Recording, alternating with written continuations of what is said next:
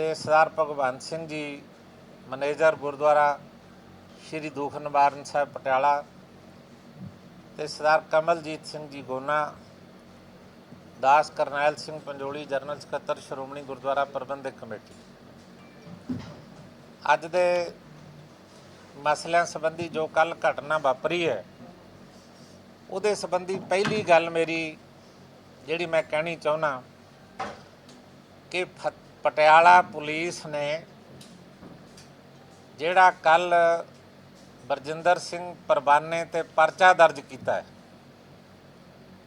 मैं ਉਹਦੀ ਜ਼ੋਰਦਾਰ ਸ਼ਬਦਾਂ ਵਿੱਚ ਨਿੰਦਾ ਕਰਦਾ ਔਰ ਮੈਂ ਸਮਝਦਾ ਕਿ ਪ੍ਰਸ਼ਾਸਨ ਨੇ, ਸਰਕਾਰ ਨੇ ਆਪਣੀ ਫੇਲੀਅਰ ਨੂੰ ਪਰਦਾ ਪਾਉਣ ਲਈ ਬਰਜਿੰਦਰ ਸਿੰਘ ਪਰਵਾਨੇ ਤੇ ਪਰਚਾ ਦਰਜ ਕੀਤਾ। ਜਦੋਂ 4 ਦਿਨ ਪਹਿਲਾਂ ਬਰਜਿੰਦਰ ਸਿੰਘ ਪਰਵਾਨੇ ਨੇ ਬਕਾਇਦਾ SSP ਪਟਿਆਲੇ ਨੂੰ ਇੱਕ ਮੈਮੋਰੰਡਮ ਦਿੱਤਾ ਕਿ 29 ਅਪ੍ਰੈਲ 1986 ਨੂੰ ਦਰਬਾਰ ਸਾਹਿਬ ਉੱਤੇ ਟੈਂਕਾਂ ਤੋਪਾਂ ਨਾਲ ਕੀਤੇ ਗਏ ਇੰਦਰਾ ਗਾਂਧੀ ਦੇ ਹਮਲੇ ਤੋਂ ਬਾਅਦ ਸਿੱਖਾਂ ਦੇ ਗੁੱਸੇ ਅਤੇ ਰੋਹ ਦਾ ਪ੍ਰਗਟਾਵਾ ਕਰਦਿਆਂ ਸਿੱਖਾਂ ਨੇ ਖਾਲਿਸਤਾਨ ਦਾ ਐਲਾਨ ਕੀਤਾ ਸੀ। ਉਸ ਵਰ੍ਹੇਗੰਢ ਨੂੰ ਪੰਜਾਬ ਦੀ ਧਰਤੀ ਤੇ ਕਿਸੇ ਵੀ ਜਥੇਬੰਦੀ ਨੇ, ਸਿੱਖ ਜਥੇਬੰਦੀ ਨੇ ਉਹਨੂੰ ਮਨਾਉਣ ਦਾ ਕੋਈ ਪ੍ਰੋਗਰਾਮ ਨਹੀਂ ਸੀ ਉਲੀਕਿਆ, ਨਾ ਕੋਈ ਜਲੂਸ ਕੱਢਣ ਦਾ, ਨਾ ਕੋਈ ਸੈਮੀਨਾਰ ਕਰਨ ਦਾ, ਨਾ ਹੀ ਕਿਸੇ ਕਿਸਮ ਦਾ ਕੋਈ ਹੋਰ ਕੁਛ ਕਰਨ ਦਾ। ਇਸ ਕਿਸਮ ਦਾ ਕੋਈ ਪ੍ਰੋਗਰਾਮ ਨਹੀਂ ਸੀ ਉਲੀਕਿਆ ਗਿਆ। ਲੇਕਿਨ ਪਟਿਆਲੇ ਦੇ ਇੱਕ ਬੰਦੇ ਨੇ ਜਿਹਦਾ ਨਾਂ ਹਰੀਸ਼ ਸਿੰਗਲਾ ਹੈ, ਉਹਨੇ ਬਾਰ-ਬਾਰ ਐਲਾਨ ਕੀਤੇ ਕਿ ਅਸੀਂ ਖਾਲਿਸਤਾਨ ਦੇ ਐਲਾਨ ਦੇ ਵਿਰੋਧ ਵਿੱਚ ਐਲਾਨ ਮਾਰਚ ਕੱਢਾਂਗੇ। ਪਰਵਾਨੇ ਨੇ ਰੈਜੂਲੇਸ਼ਨ 'ਚ ਕਿਹਾ, ਮਤੇ 'ਚ, ਮੈਮੋਰੰਡਮ 'ਚ ਕਿਹਾ ਵੀ ਜਦੋਂ ਸਾਡਾ ਪ੍ਰੋਗਰਾਮ ਕੋਈ ਨਹੀਂ, ਸਾਨੂੰ ਚੈਲੰਜ ਕਿਉਂ ਕੀਤਾ ਜਾਂਦਾ? ਜੇ ਉਹਨੇ ਇੱਦਾਂ ਦਾ ਮਾਰਚ ਕੱਢਿਆ ਫਿਰ ਅਸੀਂ ਉਹਦਾ ਵਿਰੋਧ ਕਰਾਂਗੇ। ਅਤੇ ਮੈਂ ਸਮਝਦਾ SSP ਪਟਿਆਲੇ ਦੀ ਡਿਊਟੀ ਸੀ, ਉਹਦਾ ਫਰਜ਼ ਸੀ ਉਹ ਹਰੀਸ਼ ਕੁਮਾਰ ਨੂੰ ਤੁਰੰਤ ਗ੍ਰਿਫਤਾਰ ਕਰਦਾ ਅਤੇ 29 ਤਰੀਕ ਦੀ ਸ਼ਾਮ ਤੱਕ ਉਹਨੂੰ ਅਰੈਸਟ ਕਰਕੇ ਅੰਦਰ ਰੱਖਦਾ ਅਤੇ ਜਦੋਂ ਅਮਨ ਸ਼ਾਂਤੀ ਨਾਲ ਗੱਲ ਮੁੱਕ ਜਾਂਦੀ ਉਹਨੂੰ ਛੱਡ ਦਿੰਦਾ।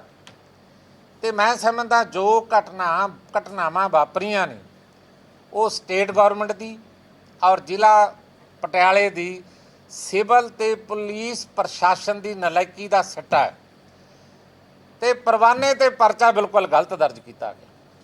ਪਰਚਾ ਉਹਨਾਂ ਦੇ ਖਿਲਾਫ ਦਰਜ ਹੋਣਾ ਚਾਹੀਦਾ ਸੀ ਜਿਨ੍ਹਾਂ ਨੇ ਅਮਨ ਕਾਨੂੰਨ ਆਪਣੇ ਹੱਥਾਂ ਵਿੱਚ ਲਿਆ। ਪਰਵਾਨੇ ਨੇ ਤਾਂ ਆਪਣੀ ਉਹ ਗੱਲ ਕਹੀ ਕਿ ਜੇ ਇਹ ਇੱਦਾਂ ਕਰਨਗੇ ਤਾਂ ਅਸੀਂ ਬਾਅਦ ਵਿੱਚ ਕਰਾਂਗੇ, ਇਸ ਕਰਕੇ ਇਹਨਾਂ ਨੂੰ ਰੋਕੋ, ਇਹ ਅਮਨ ਕਾਨੂੰਨ ਨਾ ਭੰਗ ਕਰਨ। ਇੱਕ ਤਾਂ ਗੱਲ ਇਹ ਹੈ। ਦੂਸਰੀ ਗੱਲ, ਮੰਦਰ, ਮਸਜਿਦ, ਗੁਰਦੁਆਰਾ, ਚਰਚ ਜਿਨ੍ਹਾਂ ਦੇ ਵਿੱਚ ਪਰਮਾਤਮਾ ਦੇ ਨਾਂ ਦੀ ਉਸਤਤੀ ਹੁੰਦੀ ਹੈ, ਉਹ ਸਾਰੇ ਥਾਂ ਜਿਹੜੇ ਨੇ ਉਹ ਸਨਮਾਨਯੋਗ ਨੇ, ਆਪਣੇ ਧਰਮ ਦੇ ਉਹ ਪੂਜਣ ਵਾਲੇ ਥਾਂ ਨੇ। ਸਿੱਖ ਪੰਥ ਦੇ ਅੰਦਰ ਮੰਦਰਾਂ ਅਤੇ ਮਸਜਿਦਾਂ ਦੀ ਰਾਖੀ ਲਈ ਪਿਛਲੇ ਸਮੇਂ ਦੇ ਵਿੱਚ ਜੰਗਲਾਂ ਵਿੱਚ ਰਹਿੰਦਿਆਂ ਵੀ ਕੁਰਬਾਨੀਆਂ ਅਤੇ ਸ਼ਹਾਦਤਾਂ ਦਿੱਤੀਆਂ ਨੇ, ਲੇਕਿਨ ਕਿਸੇ ਮੰਦਰ ਦਾ, ਕਿਤੇ ਮਸਜਿਦ ਦਾ, ਕਿਸੇ ਦਾ ਅਪਮਾਨ ਕਰਨ ਦਾ ਯਤਨ ਨਹੀਂ ਕੀਤਾ। ਸਰਹੰਦ ਦੀ ਧਰਤੀ 'ਤੇ ਸਭ ਤੋਂ ਵੱਡਾ ਦਰਦਨਾਕ ਸਾਕਾ ਵਾਪਰਿਆ, ਲੇਕਿਨ ਬਾਬਾ ਬੰਦਾ ਸਿੰਘ ਬਹਾਦਰ ਨੇ ਜਦੋਂ ਸਰਹੰਦ ਢਾਈ ਹੈ, ਕਿਸੇ ਮਸਜਿਦ ਨੂੰ, ਕਿਸੇ ਮੰਦਰ ਨੂੰ ਬਾਬਾ ਬੰਦਾ ਸਿੰਘ ਬਹਾਦਰ ਨੇ ਕੋਈ ਨੁਕਸਾਨ ਪਹੁੰਚਾਉਣ ਦਾ ਯਤਨ ਨਹੀਂ ਕੀਤਾ। ਗੱਗੀ ਪੰਡਤ ਵੱਲੋਂ ਕੱਲ੍ਹ ਜੋ ਇੱਕ ਵੀਡੀਓ ਜਾਰੀ ਕਰਕੇ ਕਿਹਾ ਗਿਆ ਕਿ ਜੀ ਮੰਦਰ ਦਾ ਅਪਮਾਨ ਕੀਤਾ, ਇਹ ਬਿਲਕੁਲ ਗਲਤ ਗੱਲ ਹੈ।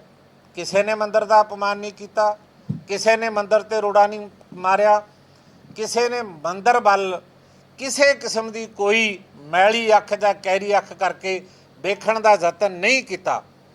ਇਹਨੂੰ ਉਸੇ ਤਰ੍ਹਾਂ ਜਿਵੇਂ ਇੰਦਰਾ ਗਾਂਧੀ ਨੇ ਟੈਂਕਾਂ ਤੋਪਾਂ ਨਾਲ ਦਰਬਾਰ ਸਾਹਿਬ 'ਤੇ ਹਮਲਾ ਕੀਤਾ ਸੀ, ਉਸ ਕਿਸਮ ਦਾ ਮਤਲਬ ਰੰਗਤ ਜਿਹੜੀ ਹੈ ਉਹ ਦੇਣ ਦਾ ਯਤਨ ਕੀਤਾ ਜਾ ਰਿਹਾ।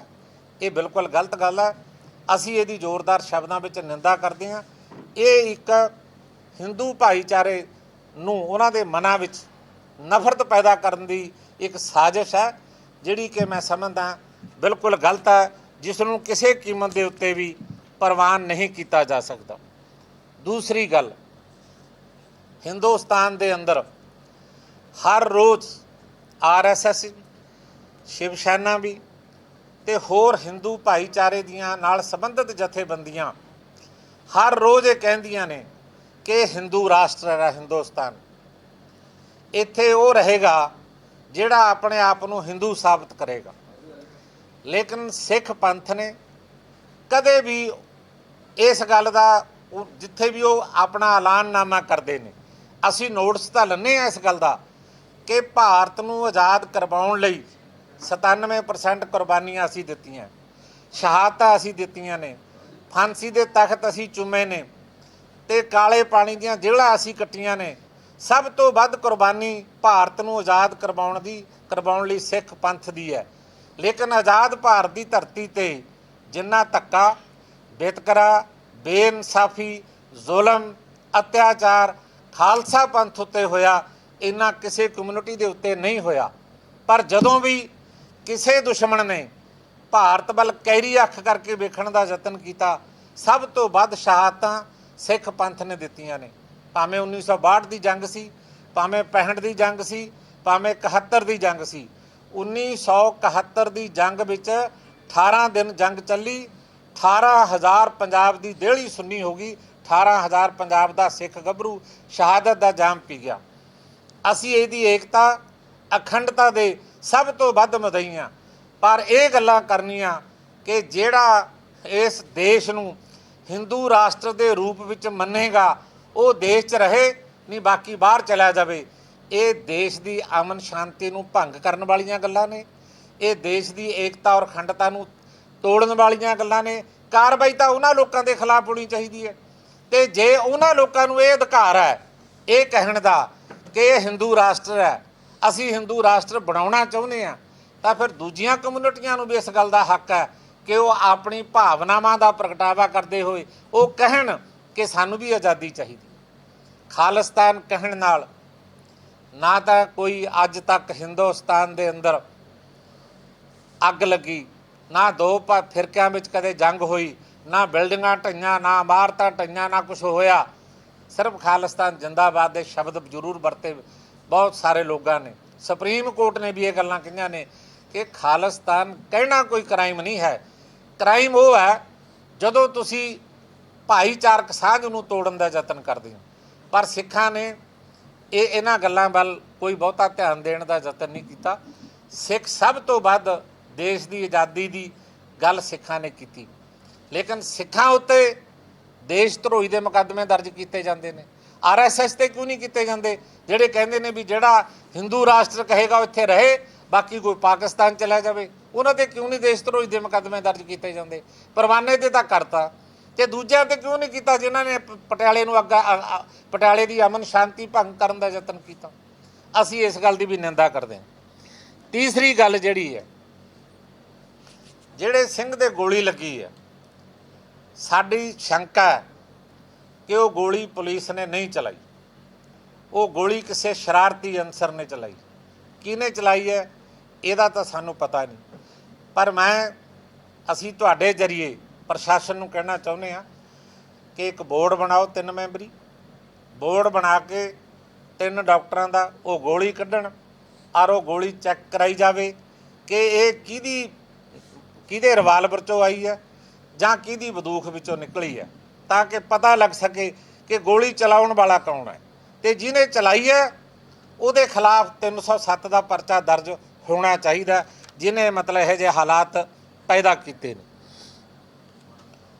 ਚੌਥੀ ਗੱਲ ਜਿਹੜੀ ਹੈ, ਅਸੀਂ ਪਹਿਲਾਂ ਵੀ ਕਿਹਾ ਸੀ, ਚੋਣਾਂ ਤੋਂ ਪਹਿਲਾਂ ਵੀ ਕਿਹਾ ਸੀ, ਅੱਜ ਵੀ ਕਹਿੰਦੇ ਹਾਂ ਕਿ ਕੇਜਰੀਵਾਲ ਪੰਜਾਬ ਦੀ ਅਮਨ ਸ਼ਾਂਤੀ ਨੂੰ ਭੰਗ ਕਰਕੇ ਇੱਥੇ ਅੱਗ ਲਾ ਕੇ ਇੱਥੇ ਘੱਟ ਗਿਣਤੀ ਨੂੰ ਕੁੱਟ ਕੇ पंजाब दे अंदर सिखां नूं कुट के सिखां ते तशद्दद करके हिंदुस्तान दे अंदर का इंदिरा गांधी वांगू बहु गिणती नूं खुश करके अपना हिंदुस्तान च राज स्थापित करने की साजिश रच रहा। और कल वाली घटना इसे गल का सिट्टा है। उन्होंने चोणां दे दरम्यान शब्द वरते सन केजरीवाल ने कि जी पंजाब दे विच हिंदू खतरे विच। तुसीं मैनूं दसो पिंडां दे विच हिंदू भरा दुकानदारी करते हैं, कोई कपड़े की दुकानदारी करता, कोई किराने की करता, सारा सिख भाईचारा उन्हां तो सौदा लैण जांदा है। कोई एक हिंदू भरा पिंड दे विच कह देवे कि मेरी जान नूं खतरा, सी सज़ा भुगतण लई तैयार हर तरह की।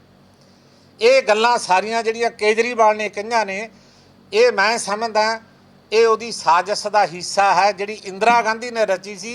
दरबार साहब उत्ते हमला करके बहु गिणती नूं खुश कीता ते देश दे अंदर सब तो वध पार्लीमेंट भी सीटां इंदिरा गांधी का मुंडा राजीव गांधी लैके गया, सब तो वध वोटां लैके वो जिते सी जदों दरबार साहब उत्ते हमला होया। इहो जही भावना केजरीवाल दे हिरदे विच भी है। ते मैं ये समझदा केजरीवाल दी आम आदमी पार्टी जिहड़ी है ना वो पंजाब दे हित विच है ते ना वो पंथ दे हित विच है। उन्हां दा इम्तिहान सब तो पहला ये सी कि पंजाब दे अंदरों राज सभा दे वो मैंबर भेजण दा यतन करदा ਜਿਹੜੇ मैंबर पंजाब दे हितां दे प्रति जाणू सन, ਜਿਹੜੇ पंजाब दे क्राइसिस नूं समझदे सी, ਉਹੋ ਜਿਹੇ ਬੰਦੇ ਉਹਨੂੰ ਭੇਜਣ ਦਾ ਯਤਨ ਕਰਨਾ ਚਾਹੀਦਾ ਸੀ। ਲੇਕਿन ਉਹਨੇ ਉਹ ਭੇਜੇ ਜਿਨ੍ਹਾਂ ਕੋਲ ਸਰਮਾਇਆ ਸੀ। ਉਹਨਾਂ ਤੋਂ ਧਨ ਲਿਆ, ਧਨ ਲੈ ਕੇ ਤੇ ਉਹਨਾਂ ਨੇ ਆਪਣੀ ਪਾਰਟੀ ਚਲਾਉਣ ਖਾਤਰ ਉਹ ਬੰਦੇ ਰਾਜ ਸਭਾ 'ਚ ਭੇਜੇ। ਪਹਿਲੀ ਮਤਲਬ ਧਰੋਹ ਜਿਹੜਾ ਪੰਜਾਬ ਨਾਲ ਉਹ ਕੀਤਾ। ਦੂਜਾ ਧਰੋਹ ਇਹ ਕੀਤਾ ਕਿ ਪੰਜਾਬ ਦਾ ਸਾਰਾ ਅਮਲਾ ਫੈਮਲਾ ਜਿਹੜਾ ਉਹ ਦਿੱਲੀ ਸੱਦ ਕੇ ਇਹ ਕਿਹਾ ਗਿਆ ਕਿ ਸਰਕਾਰ ਦਿੱਲੀ ਤੋਂ ਚੱਲੇਗੀ। ਸ਼੍ਰੋਮਣੀ ਅਕਾਲੀ ਦਲ ਬਾਹਰ ਇੱਕ ਪਾਰਟੀ ਐਸੀ ਕਿ ਜਿਹੜੀ ਫੈਡਰਲਿਜ਼ਮ ਨੂੰ ਮੰਨਦੀ ਹੈ। ਅਸੀਂ ਕਹਿੰਦੇ ਹਾਂ ਸ਼ਕਤੀ ਦਾ ਵਿਕੇਂਦਰੀਕਰਨ ਕਰੋ। ਆਨੰਦਪੁਰ ਦਾ ਰੈਜੂਲੇਸ਼ਨ ਸ਼ਕਤੀ ਦਾ ਵਿਕੇਂਦਰੀਕਰਨ ਦਾ ਸੰਕੇਤ ਦਿੰਦਾ। ਦੇਸ਼ ਨੂੰ ਨਹੀਂ ਸੀ ਤੋੜਦਾ, ਲੇਕਿਨ ਸਾਡੇ ਖਿਲਾਫ ਸਾਜ਼ਿਸ਼ ਰਚੀ ਗਈ ਕਿ ਆਨੰਦਪੁਰ ਦਾ ਮਤਾ ਜੀ ਦੇਸ਼ ਦੇ ਟੁਕੜੇ ਕਰਨਾ ਚਾਹੁੰਦਾ। ਆਨੰਦਪੁਰ ਦਾ ਮਤਾ ਸਿਰਫ ਇਹ ਗੱਲ ਕਹਿੰਦਾ ਸੀ ਕਿ ਹਿੰਦੁਸਤਾਨ ਦੀ ਸਰਕਾਰ 4 ਅਧਿਕਾਰ ਆਪਣੇ ਕੋਲ ਰੱਖੇ। ਰੇਲ, ਡਾਕ, ਤਾਰ ਵਿਭਾਗ ਇੱਕ ਮਹਿਕਮਾ ਬਣਦਾ, ਫੌਜ ਉਹਨਾਂ ਕੋਲ ਰਹੇ, ਕਰੰਸੀ ਉਹਨਾਂ ਕੋਲ ਰਹੇ ਤੇ ਵਿਦੇਸ਼ੀ ਮਹਿਕਮਾ ਉਹਨਾਂ ਕੋਲ ਰਹੇ।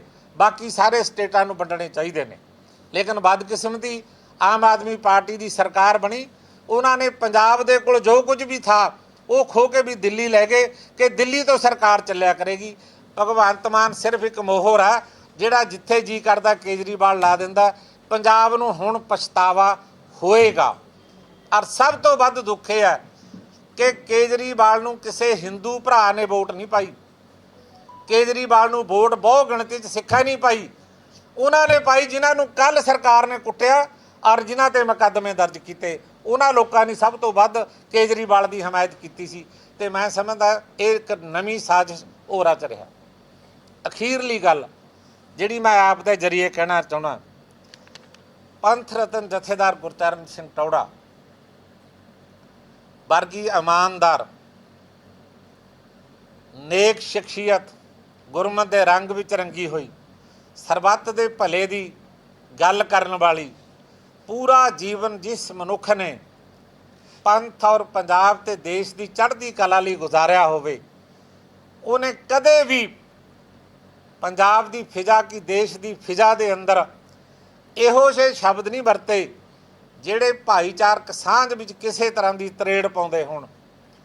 ਉਹਨਾਂ ਦੇ ਪਿੰਡ ਟੌਹੜੇ ਦੇ ਵਿੱਚ ਮੁਸਲਮਾਨ ਭਰਾ ਰਹਿੰਦੇ ਨੇ। ਉਹਨਾਂ ਦੀ ਮਸਜਿਦ ਜਥੇਦਾਰ ਗੁਰਚਰਨ ਸਿੰਘ ਟੌਹੜਾ ਨੇ ਬਣਵਾਈ ਕੋਲੋਂ ਪੈਸੇ ਦੇ ਕੇ। ਟੌਹੜੇ ਪਿੰਡ ਵਿੱਚ ਮੰਦਰ ਹੈ, ਮੰਦਰ ਦੀ ਸੇਵਾ ਕਰਵਾਉਣ ਵਿੱਚ ਜਥੇਦਾਰ ਟੌਹੜਾ ਨੇ ਰੋਲ ਅਦਾ ਕੀਤਾ। ਟੌਹੜੇ ਪਿੰਡ ਵਿੱਚ ਅੱਜ ਵੀ ਜਾ ਕੇ ਚਲੇ ਜਾਓ ਕਿ ਉਸ ਪਿੰਡ ਦਾ ਮੁਸਲਮਾਨ, ਹਿੰਦੂ, ਦਲਿਤ ਕੋਈ ਵੀ ਰਹਿਣ ਵਾਲਾ ਹੈ, ਉਹ ਜਥੇਦਾਰ ਗੁਰਚਰਨ ਸਿੰਘ ਟੌਹੜਾ ਨੂੰ ਯਾਦ ਕਰ ਕਰਕੇ ਰੋਂਦਾ। ਜਿਹੜਾ ਬੰਦਾ ਕੱਲ੍ਹ ਗੱਗੀ ਨਾਂ ਦਾ ਪੰਡਿਤ ਜਥੇਦਾਰ ਗੁਰਚਰਨ ਸਿੰਘ ਟੌਹੜਾ ਸਾਹਿਬ ਦੇ ਖਿਲਾਫ ਜਿਹਨੇ ਅਪਮਾਨਜਨਕ ਟਿੱਪਣੀਆਂ ਵਰਤੀਆਂ ਨੇ, ਉਹ ਕਹਿੰਦਾ ਜੀ ਟੌਹੜਾ ਸਾਹਿਬ ਅਨਾਰਦਾਨਾ ਚੌਂਕ ਆਏ, ਅਸੀਂ ਇੱਥੋਂ ਭਜਾਏ। ਮੈਂ ਗੁਰਦੁਆਰਾ ਦੂਖਨਿਵਾਰਨ ਸਾਹਿਬ 'ਚ ਬੈਠਾ। ਜ਼ਿੰਦਗੀ ਵਿੱਚ ਕਿਸੇ ਧਰਨੇ, ਕਿਸੇ ਮਜ਼ਾਰੇ ਦੇ ਵਿੱਚ ਜਥੇਦਾਰ ਗੁਰਚਰਨ ਸਿੰਘ ਟੌਹੜਾ ਕਦੇ ਵੀ ਉਸ ਥਾਂ ਗਏ ਨਹੀਂ ਜਿਹਦਾ ਜ਼ਿਕਰ ਉਹ ਕਰ ਰਿਹਾ ਸੀ, ਕਦੇ ਵੀ ਨਹੀਂ ਗਏ। ਉਹਨਾਂ ਨੇ ਮੁਜ਼ਾਹਰੇ ਕੀਤੇ ਡੀਸੀ ਦੇ ਖਿਲਾਫ, ਉਹਨਾਂ ਨੇ ਧਰਨੇ ਦਿੱਤੇ ਡਿਪਟੀ ਕਮਿਸ਼ਨਰ ਦੇ ਦਫ਼ਤਰਾਂ ਦੇ ਅੱਗੇ, ਉਹ ਕਦੇ ਵੀ ਉਸ ਥਾਂ ਨਹੀਂ ਗਏ। ਔਰ ਭਾਈਚਾਰਕ ਸਾਂਝ ਨੂੰ ਜਿੰਨਾ ਮਜ਼ਬੂਤ ਟੌੜਾ ਸਾਹਿਬ ਨੇ ਕੀਤਾ, ਇੰਨਾ ਕੋਈ ਨਹੀਂ ਰੱਖ ਸਕਿਆ।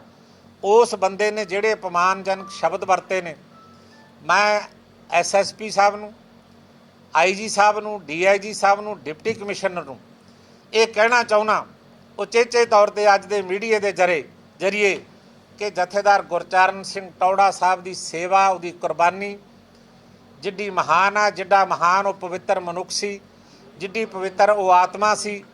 ਜੋ ਸ਼ਬਦ ਅਪਮਾਨਜਨਕ ਉਹਦੇ ਖਿਲਾਫ ਵਰਤੇ ਨੇ, ਇਹੋ ਜਿਹੇ ਬੰਦੇ ਦੇ ਖਿਲਾਫ ਜਿੰਨੀ ਛੇਤੀ ਹੋ ਸਕਦਾ ਪਰਚਾ ਦਰਜ ਕਰਨਾ ਚਾਹੀਦਾ। ਉਹਨੇ ਬਕਾਇਦਾ ਰਿਕਾਰਡਿੰਗ ਕੀਤੀ ਹੈ, ਉਹਦੀ ਰਿਕਾਰਡਿੰਗ ਚੱਕੇ ਸਰਕਾਰ, ਉਹਦੇ ਖਿਲਾਫ ਪਰਚਾ ਦਰਜ ਕਰੇ। ਜੇ ਨਾ ਕੀਤਾ ਤਾਂ ਅਗਲੀ ਗੱਲ ਪੰਥ ਵਿਚਾਰੇਗਾ ਕਿ ਉਹਦੇ ਖਿਲਾਫ ਕੀ ਕਾਰਵਾਈ ਕਰਨੀ ਹੈ। ਇਹ ਕਿਸੇ ਕੀਮਤ ਦੇ ਉੱਤੇ ਬਰਦਾਸ਼ਤ ਨਹੀਂ ਕੀਤਾ ਜਾ ਸਕਦਾ ਕਿ ਪੰਥਕ ਲੀਡਰਾਂ ਦੇ ਖਿਲਾਫ ਇਹੋ ਜਿਹੀਆਂ ਅਪਮਾਨਜਨਕ ਟਿੱਪਣੀਆਂ ਕੀਤੀਆਂ ਜਾਣ। ਅਸੀਂ ਇਹ ਬਰਦਾਸ਼ਤ ਕਿਸੇ ਕੀਮਤ ਨਹੀਂ ਕਰਾਂਗੇ, ਭਾਵੇਂ ਕੁਝ ਵੀ ਹੋ ਜਾਵੇ। ਨੰਬਰ ਤੀਸਰੀ ਗੱਲ, ਜਿਹੜੀ ਆਖਰੀ ਗੱਲ ਹੈ, ਮੈਂ ਪਟਿਆਲੇ ਦੇ ਹਰ ਬਸ਼ਿੰਦੇ ਦਾ ਅਸੀਂ ਸਾਰੇ ਜਣੇ ਧੰਨਵਾਦ ਕਰਦੇ ਹਾਂ ਕਿ ਫੇਲ ਸਰਕਾਰ ਹੋਈ, ਫੇਲ ਪ੍ਰਸ਼ਾਸਨ ਹੋਇਆ ਤੇ ਪਟਿਆਲੇ ਸ਼ਹਿਰ ਦੇ ਬਸ਼ਿੰਦੇ ਉਹ ਆਪਣੇ ਫਰਜ਼ ਵਿੱਚ ਪੂਰੀ ਤਰ੍ਹਾਂ ਪਾਸ ਹੋਏ। ਜਿਨ੍ਹਾਂ ਨੇ ਇੱਥੇ ਅਮਨ ਸ਼ਾਂਤੀ ਭੰਗ ਹੋਣ ਤੋਂ ਮਤਲਬ ਪੂਰੀ ਤਰ੍ਹਾਂ ਆਪਣੀ ਜ਼ਿੰਮੇਵਾਰੀ ਨਿਭਾਈ ਕਿ ਉਹਨਾਂ ਨੇ ਕਿਸੇ ਤਰ੍ਹਾਂ ਦੀ ਵੀ ਪਟਿਆਲੇ ਨੂੰ ਅੱਗ ਨਹੀਂ ਲੱਗਣ ਦਿੱਤੀ। ਪਟਿਆਲੇ ਦੀ ਏਕਤਾ, ਸ਼ਾਂਤੀ, ਉਹਦੇ 'ਤੇ ਪੂਰੀ ਤਰ੍ਹਾਂ ਪਹਿਰੇਦਾਰੀ ਕੀਤੀ। ਸੋ ਮੈਂ ਇਹਨਾਂ ਗੱਲਾਂ ਦੇ ਨਾਲ ਤੁਹਾਡਾ ਸਾਰਿਆਂ ਦਾ ਧੰਨਵਾਦ ਕਰਦਾ। ਕਿਸੇ ਨੇ ਕੋਈ ਸਵਾਲ ਕਰਨਾ ਹੋਵੇ ਤਾਂ ਉਹਦਾ ਅਸੀਂ ਜਵਾਬ ਦੇ ਦਾਂਗੇ। ਲੈ ਵੀ ਯਾਰ, ਸ਼ਾਂਤੀ। ਵਾਹਿਗੁਰੂ ਜੀ ਕਾ ਖਾਲਸਾ, ਵਾਹਿਗੁਰੂ ਜੀ ਕੀ ਫਤਿਹ। ਅੱਜ ਦੀ ਇਸ ਪ੍ਰੈਸ ਕਾਨਫਰੰਸ ਦੇ ਵਿੱਚ ਸਾਡੇ ਬਹੁਤ ਹੀ ਸਨਮਾਨਯੋਗ ਗੁਰਦੁਆਰਾ ਸ਼੍ਰੀ ਦੂਖ ਨਿਵਾਰਨ ਸਾਹਿਬ ਦੇ ਹੈੱਡ ਗ੍ਰੰਥੀ ਭਾਈ ਪ੍ਰਿਤਪਾਲ ਸਿੰਘ ਜੀ, ਭਾਈ ਪ੍ਰਨਾਮ ਸਿੰਘ ਜੀ, ਦਮਦਮੀ ਟਕਸਾਲ ਦੇ ਬਹੁਤ ਹੀ ਸਨਮਾਨਯੋਗ ਬਾਬਾ ਮਨਮੋਹਨ ਸਿੰਘ ਜੀ ਬਾਰਨ, ਪੰਥ ਰਤਨ ਜਥੇਦਾਰ ਗੁਰਚਰਨ ਸਿੰਘ ਟੌੜਾ ਸਾਹਿਬ ਜੀ ਦੇ ਬਹੁਤ ਹੀ ਪਿਆਰੇ ਸਰਦਾਰ ਸਤਵਿੰਦਰ ਸਿੰਘ ਜੀ ਟੌੜਾ ਸਾਹਿਬ, ਸਰਦਾਰ ਹਰਿੰਦਰਪਾਲ ਸਿੰਘ ਜੀ ਟੌੜਾ ਸਾਹਿਬ ਦੇ ਦੋਤਾ ਜੀ, ਅਤੇ ਸਰਦਾਰ ਭਗਵੰਤ ਸਿੰਘ ਜੀ ਮੈਨੇਜਰ ਗੁਰਦੁਆਰਾ ਸ਼੍ਰੀ ਦੂਖ ਨਿਵਾਰਨ ਸਾਹਿਬ ਪਟਿਆਲਾ, ਅਤੇ ਸਰਦਾਰ ਕਮਲਜੀਤ ਸਿੰਘ ਜੀ ਗੋਨਾ, ਦਾਸ ਕਰਨੈਲ ਸਿੰਘ ਪੰਜੋਲੀ ਜਨਰਲ ਸਕੱਤਰ ਸ਼੍ਰੋਮਣੀ ਗੁਰਦੁਆਰਾ ਪ੍ਰਬੰਧਕ ਕਮੇਟੀ। ਅੱਜ ਦੇ ਮਸਲਿਆਂ ਸੰਬੰਧੀ ਜੋ ਕੱਲ੍ਹ ਘਟਨਾ ਵਾਪਰੀ ਹੈ, ਉਹਦੇ ਸੰਬੰਧੀ ਪਹਿਲੀ ਗੱਲ ਮੇਰੀ ਜਿਹੜੀ ਮੈਂ ਕਹਿਣੀ ਚਾਹੁੰਦਾ ਕਿ ਪਟਿਆਲਾ ਪੁਲਿਸ ਨੇ ਜਿਹੜਾ ਕੱਲ੍ਹ ਬਰਜਿੰਦਰ ਸਿੰਘ ਪਰਵਾਨੇ 'ਤੇ ਪਰਚਾ ਦਰਜ ਕੀਤਾ ਹੈ, ਮੈਂ ਉਹਦੀ ਜ਼ੋਰਦਾਰ ਸ਼ਬਦਾਂ ਵਿੱਚ ਨਿੰਦਾ ਕਰਦਾ। ਔਰ ਮੈਂ ਸਮਝਦਾ ਕਿ ਪ੍ਰਸ਼ਾਸਨ ਨੇ, ਸਰਕਾਰ ਨੇ ਆਪਣੀ ਫੇਲੀਅਰ ਨੂੰ ਪਰਦਾ ਪਾਉਣ ਲਈ ਬਰਜਿੰਦਰ ਸਿੰਘ ਪਰਵਾਨੇ 'ਤੇ ਪਰਚਾ ਦਰਜ ਕੀਤਾ। ਜਦੋਂ 4 ਦਿਨ ਪਹਿਲਾਂ ਬਰਜਿੰਦਰ ਸਿੰਘ ਪਰਵਾਨੇ ਨੇ ਬਕਾਇਦਾ ਐਸਐਸਪੀ ਪਟਿਆਲੇ ਨੂੰ ਇੱਕ ਮੈਮੋਰੰਡਮ ਦਿੱਤਾ ਕਿ